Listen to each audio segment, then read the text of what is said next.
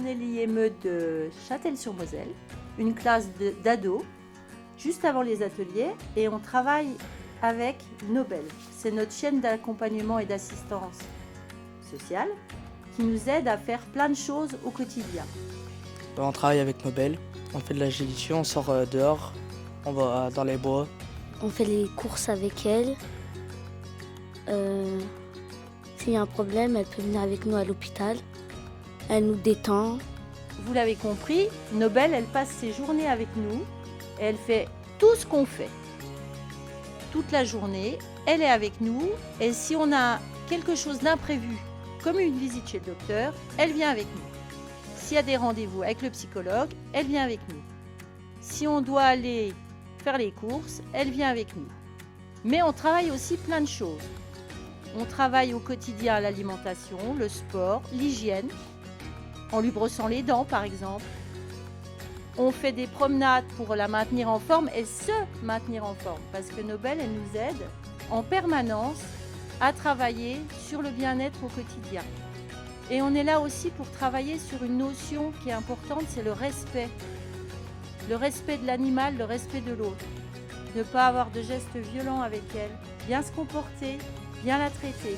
Et quand on commence par faire ça avec un animal, après on le fait avec les autres.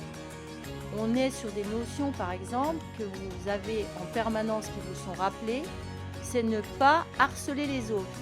Et bien Nobel, c'est pareil, on l'embête pas. Elle est au repos, on respecte son repos.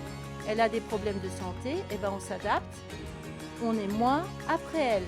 Les enfants qui sont avec moi ont appris plein de choses avec elle. Ils apprennent aussi à faire son suivi médical. On respecte ses vaccinations, on l'emmène chez le vétérinaire faire les contrôles, on surveille ses dents. On est sur le bien-être au quotidien.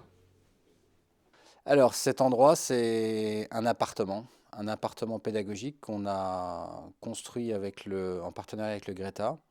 Il s'agit en fait de mettre à disposition de nos élèves, de nos apprenants, un espace. Alors vous le voyez, il y a un lit, il y a un canapé, il y a du matériel pour personnes à mobilité réduite. On est en fait sur le plateau technique de la formation aide à domicile, certificat de spécialisation aide à domicile. Alors j'ai l'espoir que ça démarre au 1er septembre. Il nous reste encore à recruter nos candidats, nos élèves.